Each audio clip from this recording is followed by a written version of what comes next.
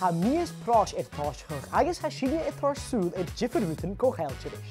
Hí sé an Bratach sa tríigh an Pròis agus sé códa ham san chóirsnach LGBTQ is eile. Sé Gilbert Baker a dhealabhíche agus cha a haspedal an táiseach an 9díag seachgad sa há. Ha siad Dathan agus ha gachta a ruchcocha critican at a jolleit.